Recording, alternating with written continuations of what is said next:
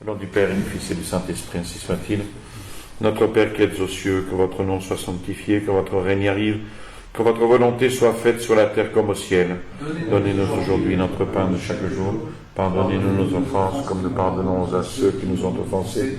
Et ne nous laissez pas succomber à la tentation, mais délivrez-nous du mal, ainsi soit-il. Saint Pilice, au nom du Père et du Fils et du Saint-Esprit, ainsi soit-il. Bien, nous continuons les textes pontificaux de Saint Pilice avec quelques décrets.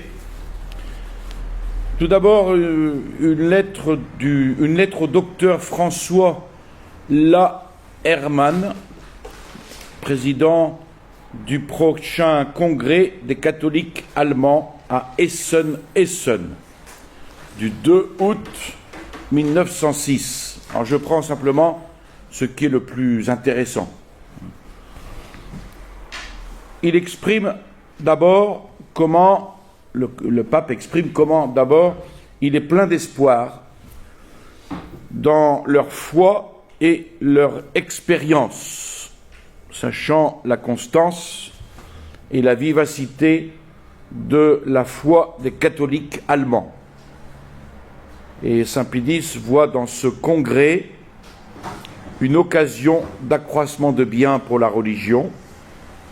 Ce type d'assemblée a lieu depuis 50 ans et plus, donc indiquant un accroissement constant. L'Allemagne, dit Saint Pilice, a montré assez longtemps aux nations qu'il importe que les catholiques combattent, non pas tant par les paroles que par l'action, pour l'Église, et apportent ainsi à l'État les plus grands biens. Puis le congrès a eu lieu et le 30 octobre 1906, le pape écrit une lettre au cardinal Fischer, archevêque de Cologne. Ce congrès a eu lieu et le pape exprime sa satisfaction suite à la promesse réitérée des catholiques allemands à vouloir suivre l'autorité du siège apostolique. Il remarque que quelques-uns l'ayant contesté, et il tient à faire remarquer que cette obéissance laisse cependant à chacun l'expérience quotidienne et une entière et complète liberté dans les choses qui ne concernent pas la religion. On ne vienne pas l'accuser de cléricalisme. Il en résulte pour les âmes cette harmonie qui, s'étendant de chacun à la société humaine, confirme le bien-être social, bien-être qui renferme en lui un élément double, un élément religieux et un élément civil. Voilà. Ensuite, on aborde une encyclique Gravissimo Officii aux évêques de France, du 10 août 1906.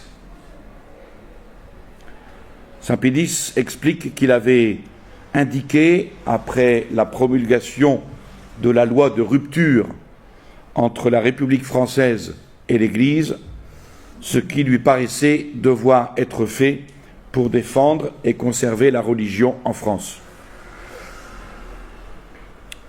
Donc l'attente des mesures à prendre s'explique en raison de l'importance de cette grave question et en raison de la charité toute particulière qui lie le pape aux Français et à leurs intérêts, à cause notamment des inoubliables services rendus à l'Église par la France. Alors, après avoir condamné, comme c'était son devoir, dit-il, après avoir condamné ce qu'il appelle cette loi inique, il dit avoir examiné avec le plus grand soin les articles de cette loi et particulièrement s'il laissait quelques moyens d'organiser la vie religieuse en France de façon à mettre hors d'atteinte les principes sacrés sur lesquels repose la Sainte Église.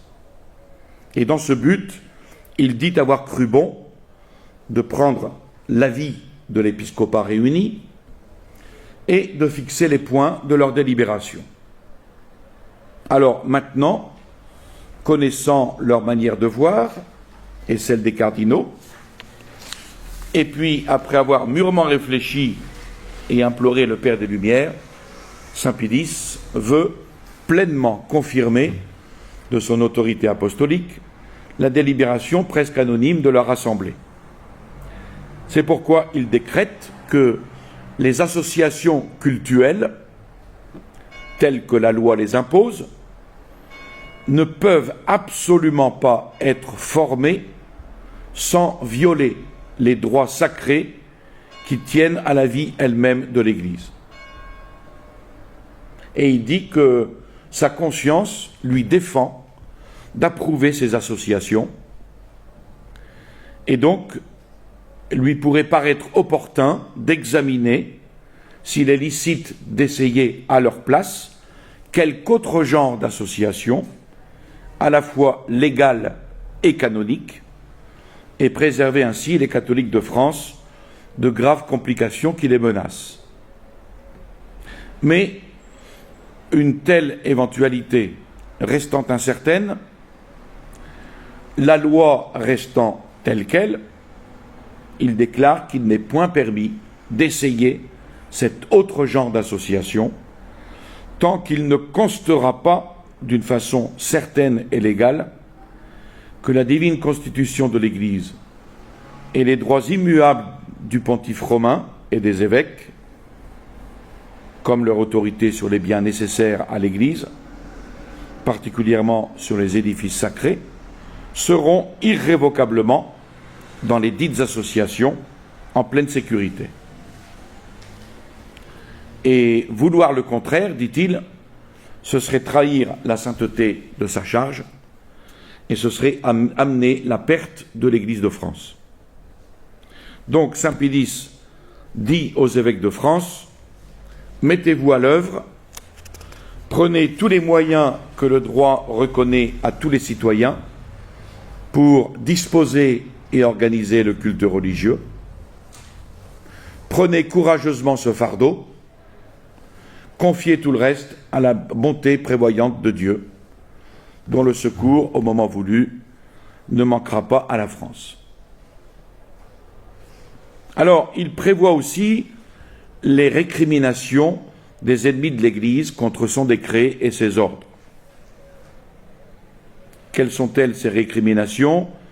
D'abord, ils s'efforceront de persuader au peuple de Dieu que le pape n'a pas en vue uniquement le salut de l'Église de France, qu'il a un autre dessein étranger à la religion. On attend qu'ils nous disent lequel. Que la forme de la République en France lui est odieuse, ça je le crois volontiers, qu'il seconde pour la renverser les efforts des partis adverses, et qu'il refuse aux Français ce qu'il a sans difficulté accordé à d'autres. Voilà les accusations qu'on porte contre le pape. Alors Saint Pie dénonce ces récriminations et autres semblables qui étaient répandus dans le public pour irriter les esprits. Il les dénonce comme des faussetés et il incombe aux évêques, ainsi qu'à tous les hommes de bien, de les réfuter pour qu'elles ne trompent point les gens simples et ignorants.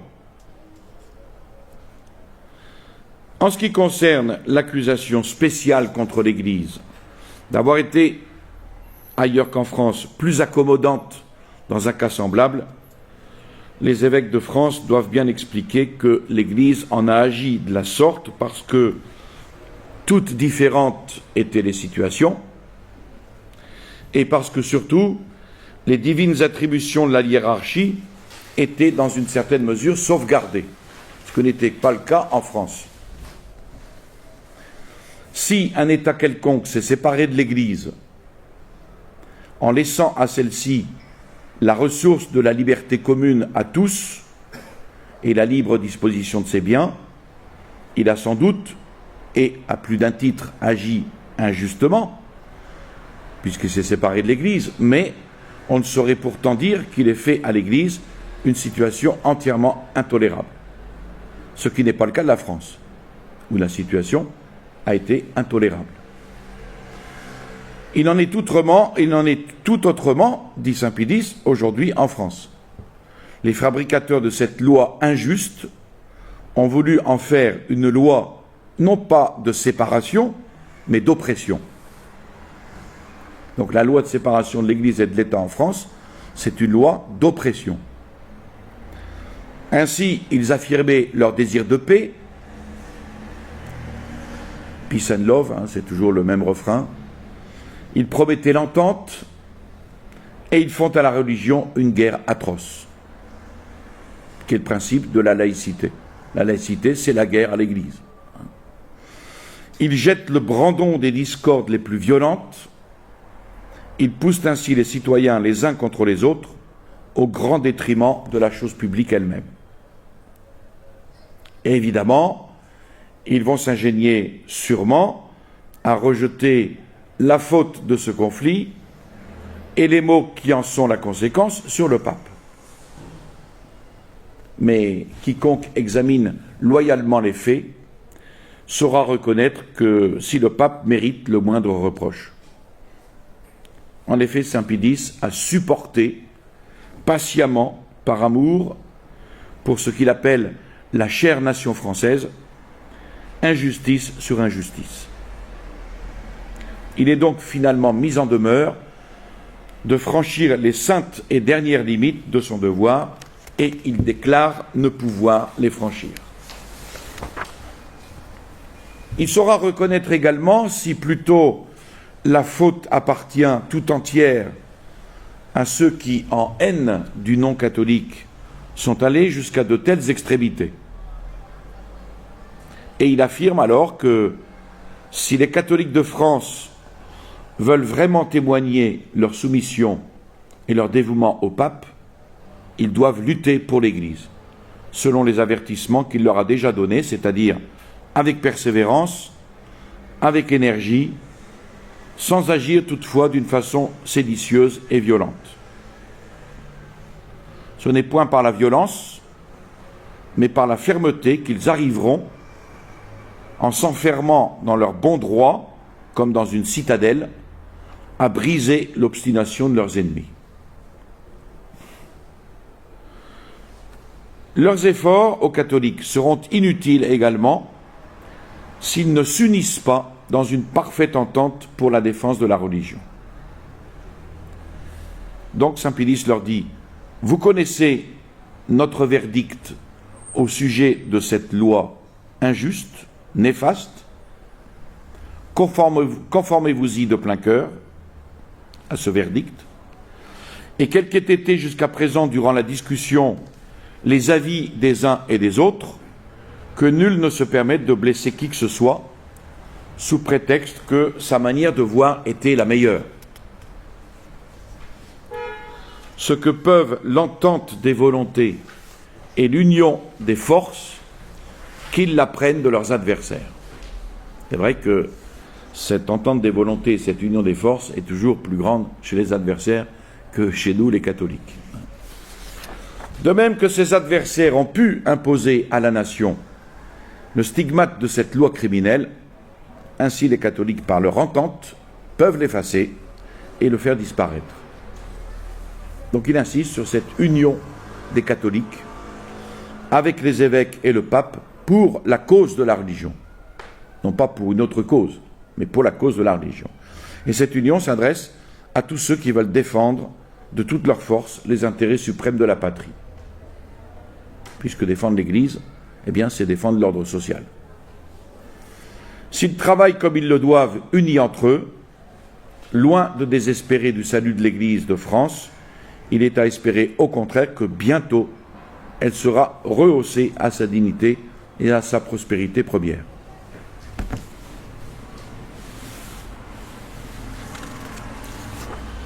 Ensuite, une petite allocution consistoriale du 6 décembre 1906. Saint Pie X, c'est toujours dans cette grande préoccupation dans cette année 1906, 1905, 1906. Il se dit préoccupé de graves pensées qu'il veut communiquer aux cardinaux. Et la principale ici, c'est de considérer comment s'exaspère chaque jour davantage la déplorable tempête de vicissitudes dont la Sainte Église est douloureusement agitée. Et plus que jamais, leur dit-il, elle peut se comparer à la barque qui, au milieu de la mer, est battue par les flots. Mais sa foi n'en vacille pas le moins du monde, ajoute-t-il. Et bien plus, sa confiance en l'efficace assistance du Christ s'en accroît davantage, persuadé que venant au secours, il voudra se lever et commander au flot et à la mer, donnant ainsi la pleine tranquillité si désirée. Alors il se dit pressé par de grandes afflictions, mais en même temps, il dit n'en avoir pas moins un très grand et très admirable réconfort. Réconfort qui stupéfie les ennemis du catholicisme eux-mêmes. Ce réconfort, quel est-il? Eh bien, c'est la remarquable concorde qui fleurit dans tout l'épiscopat. Et c'est pour ça qu'il les réunit pour les féliciter. Tous ne forment qu'un seul esprit, un seul cœur avec le pape. En certaines contrées, les évêques, par les troubles et les menées de leurs adversaires, ont été plus âprement persécutés, et les affections des autres évêques ont allégé d'un cœur fraternel leurs frères affligés pour les encourager à ne pas céder à ces dures épreuves, mais à résister sans crainte. Et saint Pédis en profite pour présenter cet exemple aux fidèles, et il les invite à vivre en pleine concorde avec leurs évêques, n'ayant rien plus à cœur d'en suivre la parole et la direction. Et il ajoute, pour terminer, le devoir sacré de la vie chrétienne exige cette pleine concorde avec leurs évêques, et les intérêts de la religion l'imposent aujourd'hui plus que jamais. Que là où l'hostilité contre l'Église sévit déjà, on use d'une force compacte pour remporter la victoire, et que dans les régions où l'hostilité menace, les catholiques renoncent généreusement aux animosités et aux dissensions, qu'ils ne négligent aucun moyen permis par les lois et la conscience chrétienne pour en conjurer heureusement les dommages.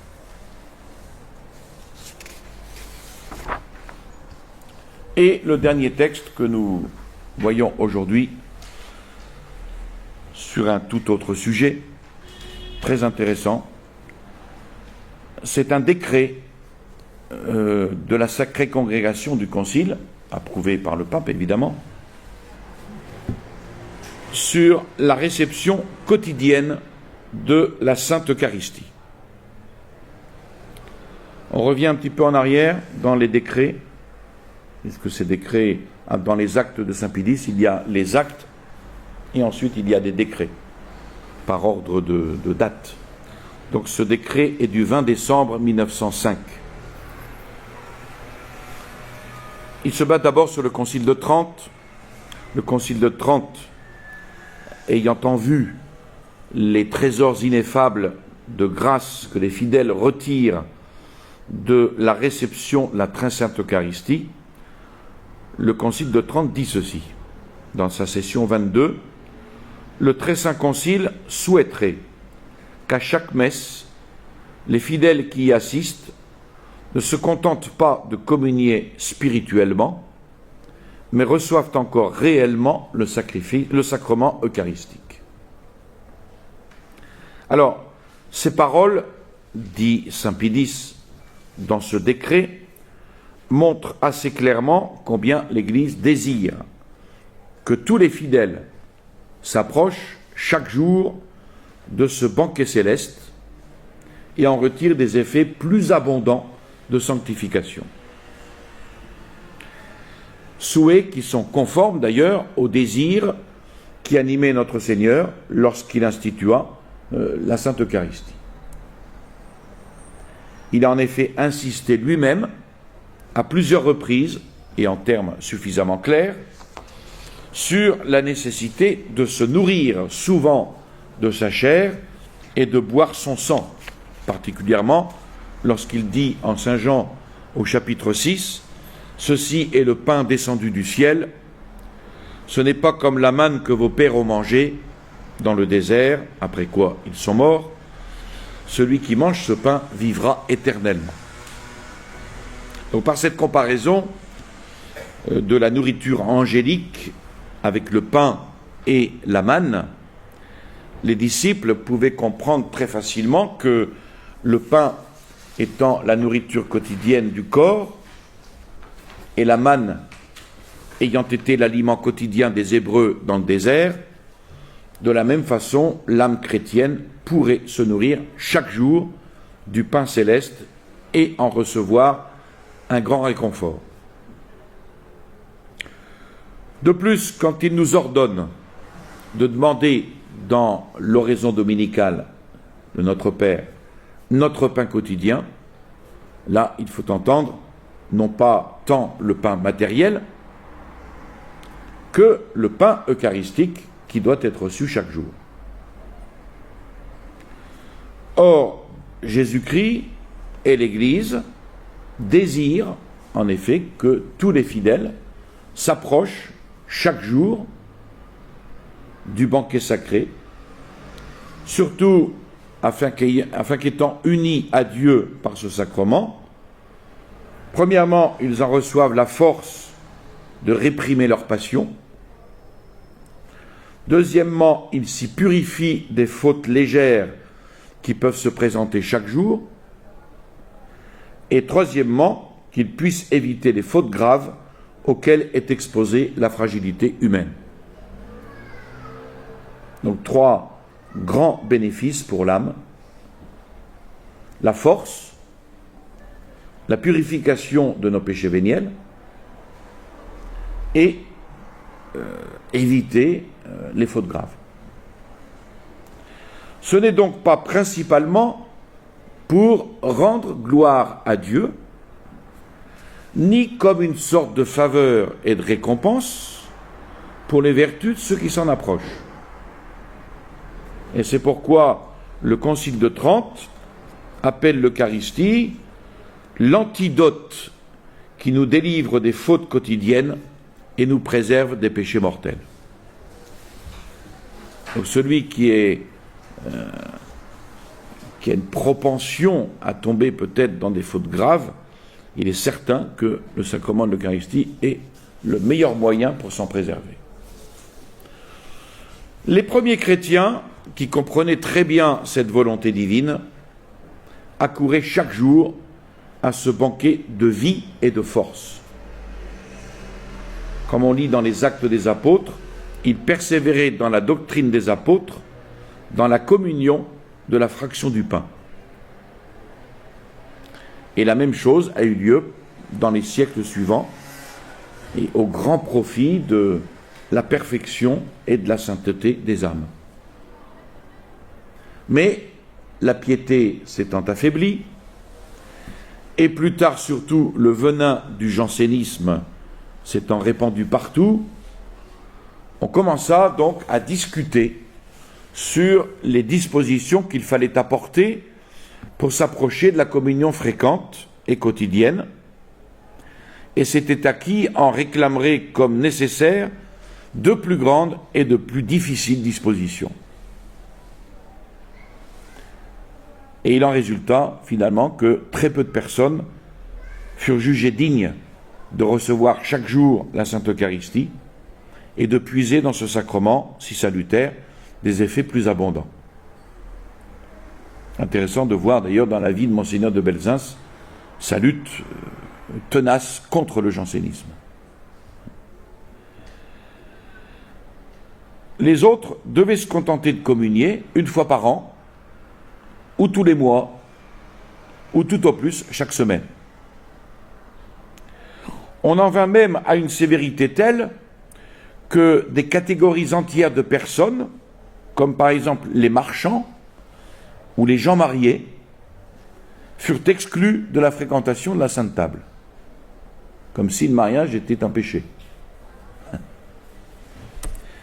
D'autres, cependant, vont se jeter dans le sentiment contraire, jugeant que la communion quotidienne est de préceptes divins, pour qu'aucun jour ne se passât sans qu'on reçût la Sainte Communion.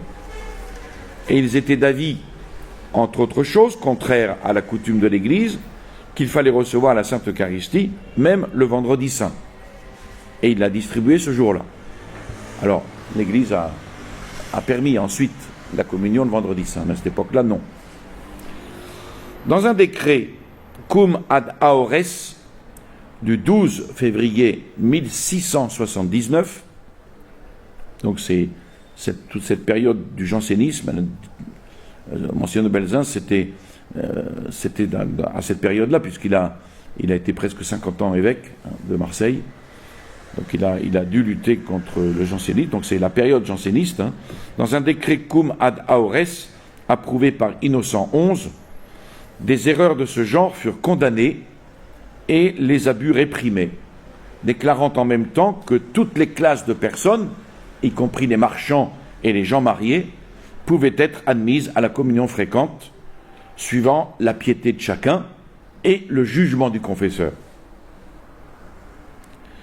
Le 7 décembre 1690, par le décret Sanctissimus Dominus Noster, le pape Alexandre VIII condamnait la proposition de Baius, qui réclamait le plus pur amour de Dieu, sans aucun mélange de défauts, de la part de ceux qui voulaient s'approcher de la Sainte Table.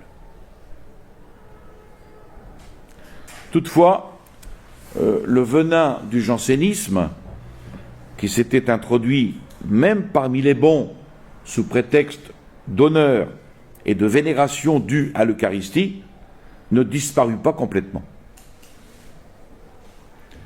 Même après les déclarations du Saint-Siège, les discussions sur les dispositions qu'il fallait avoir pour bien recevoir fréquemment la Sainte Communion ont continué. Et il arriva même que certains théologiens, pourtant de bonne marque, de bonne réputation, ont pensé qu'il ne fallait pas permettre la communion fréquente si souvent, qu'il ne fallait la permettre que rarement et sous de nombreuses conditions. D'autre part, il n'a pas manqué non plus d'hommes savants et pieux qui ont facilité cet usage salutaire et si agréable à Dieu et qui enseignèrent, en s'appuyant sur les pères de l'Église, qu'il n'y a aucun précepte de l'Église réclamant de ceux qui font la communion quotidienne des dispositions plus grandes que celles demandées pour la communion hebdomadaire et mensuelle. Quant aux fruits qu'on en retire, ils sont bien plus abondants dans la communion quotidienne que dans la communion hebdomadaire ou mensuelle. Alors, devant les discussions sur ce sujet, qui n'ont pas été sans aigreur, qui ont jeté le trouble parmi les catholiques, même dans l'esprit des confesseurs, dans la conscience des fidèles, au grand détriment de la piété et de la ferveur chrétienne, Saint Pie X veut trancher la question. Il veut trancher ici la question des dispositions qu'il faut avoir pour recevoir tous les jours la Sainte Eucharistie. De telle sorte que cette coutume, qui est très bonne, qui est très salutaire, est très agréable à Dieu, non seulement n'aille pas en s'affaiblissant parmi les fidèles, mais qu'au contraire, elle grandisse et elle se répande partout, de nos jours, surtout où la foi catholique et la religion sont attaquées de toutes parts et où l'amour de Dieu et la vraie piété laissent beaucoup à désirer. Donc Saint Pie X dit qu'il tient grandement à cœur que le peuple chrétien soit poussé à communier très fréquemment et même tous les jours, et qu'ils jouissent ainsi des fruits les plus abondants.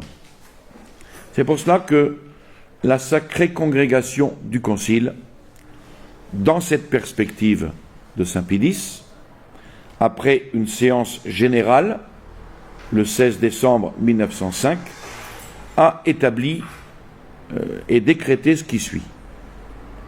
J'ai retenu 6 points principaux, il y en a 8 ou 9, mais les principaux sont ceux-ci.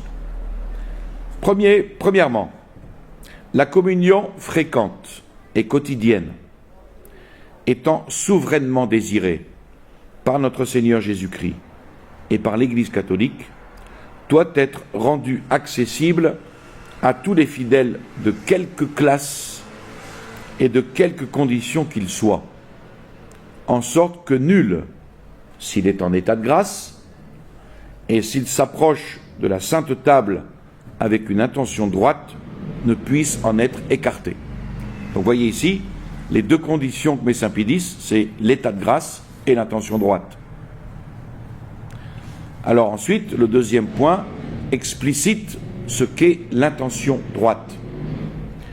L'intention droite consiste à s'approcher de la Sainte Table, non pas par vanité,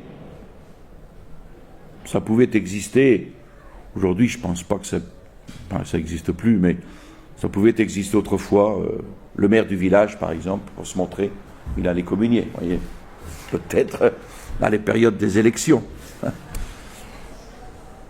ou par habitude,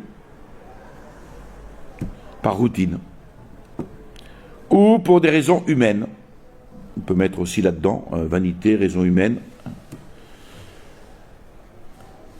Donc l'intention droite consiste à s'approcher de la Sainte Table, non pas par vanité, ni par habitude, ni pour des raisons humaines, mais pour satisfaire à la volonté de Dieu.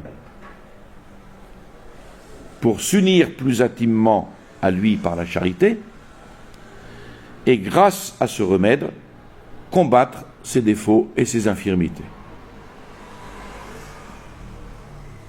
Troisième point, bien qu'il soit très désirable que ceux qui usent de la communion fréquente et quotidienne soient exempts de péché véniel, au moins pleinement délibérés, et qu'il n'y ait aucune affection à ces péchés véniels, il suffit néanmoins qu'il n'ait aucune faute mortelle, avec le ferme propos de ne plus pécher à l'avenir.